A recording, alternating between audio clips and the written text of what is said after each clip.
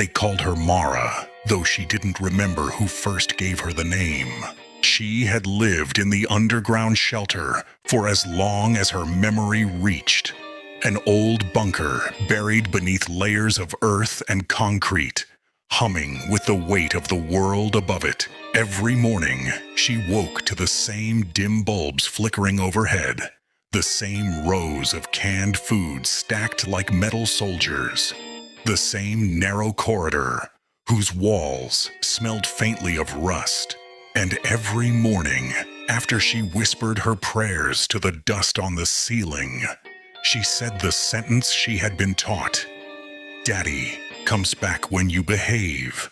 She didn't know whom she was speaking to. She swept the floor, even though it was already clean.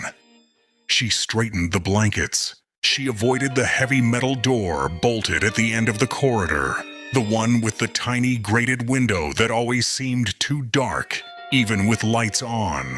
She never disobeyed the rules. Not anymore. The rules were written on a crumpled sheet pinned to the kitchen wall.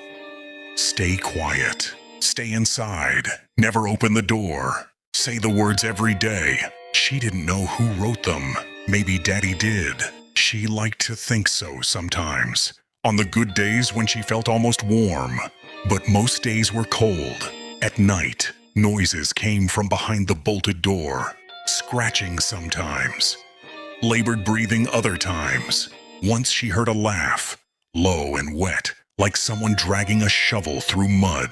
Mara pressed her hands over her ears and repeated the sentence louder. "Daddy comes back when you behave."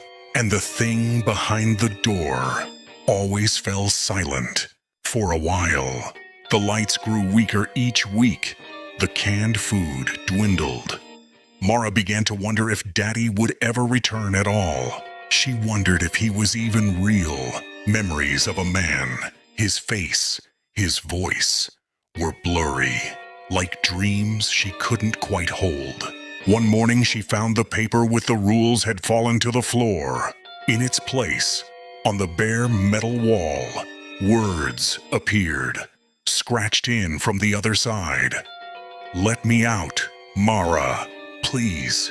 Her breath froze in her chest. She backed away, heart pounding, until she felt the cold edge of the table against her spine. The voice behind the door came again, soft this time, almost human. "Mara, open the door. I'm sorry. I'll be good, I promise." She shook her head violently.